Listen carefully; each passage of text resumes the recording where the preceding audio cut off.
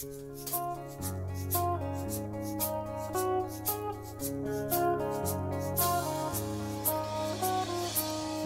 hanggang Sabado, puro na lang trabaho. At pagsapit ng Linggo, kailangan may negosyo, maghanap na raket. At bakit? Para laging may laman ng aking wallet. Ang pangit ng laging nakasabit. Bitin sa hangin ang bukas pag walang makain. Wag na akong tanungin kung may bigas pang isasaing. Sakit na isipin, taas na ng bilihin. Pilitin mong abutin, kita mo, makakaraos din. Oh yeah, oh yeah. Nung una, inyo pa kayang naaalala, sa haheho meron akong ibinibenta. Special offer die, special offer die. Shampoo die, shampoo die. May libre kayong toothpaste at libre kayong toothbrush. May libre kayong toothpaste, may libre kayong toothbrush. At saka po candy, tsaka po candy. At saka po keso, tsaka po keso. At saka po carrots, tsaka po carrots. At saka po ketchup. Kaya ngayon, eto na naman ako, nagbi-business ng kung ano-ano. Merong ballpen, pentel pen, at pwede mo rin akong maging boyfriend. Basta't 7, uuwi na ako sa amin. Kasi meron pa akong gagawin. Magpapasuso nitong alaga kong tuta.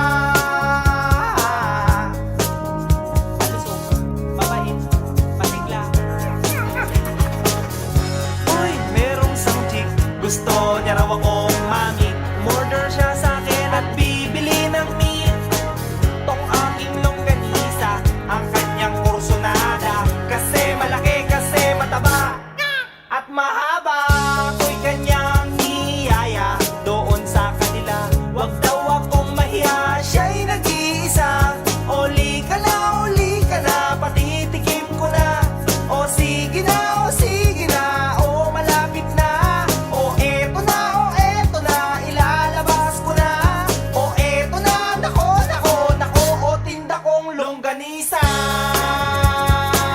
O tinda ko, o tinda ko. O tinda kong longganisa. O tinda ko, o tinda ko. Here we go, here we go. At ang nangyari, ako'y nawili. Makwento siya kasi at hindi corny. Ginawa ko ng lahat sa kanya at wala ng boundary. Sinakyan ko na siya kasi sinakyan niya na rin ako. Ngunit nang bilangin ko, tong inabot niya sa palad ko, tong inabot niya. Kulang pa, ang sabi ko, kulang pa. Tanong niya ay magkano? Miss, ocho pang ibayad mo. Miss, ocho pang ibayad mo. Miss, ocho pang ibayad mo. Miss, ocho pang ibayad mo. Miss, ocho pang ibayad mo. Miss, ocho pang ibayad mo. Miss, ocho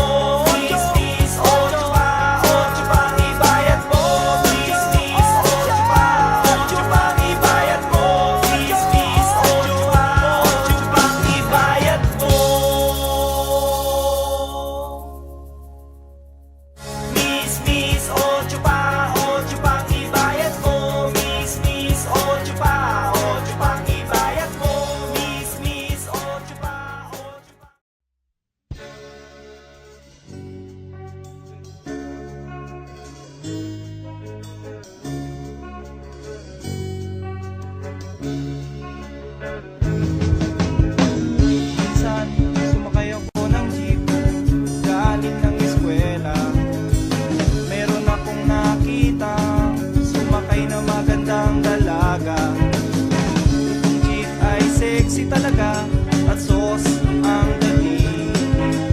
Kaya naisipan kong magpa-cute at magpapansin. O anong tuwa ko nang abutin ko ang kanyang bayan. Para akong asong ulul, bawawaw na nagkakandara pa. Halos magkanda haba. Ang aking kamay sa pag-abot ng kanyang sukli, sabay bigla akong nag-ay. Miss sa loob ng jeepney, sana naman ako'y bigyang pansin. Miss sa loob ng jeepney, sana naman ako'y bigyang tingin.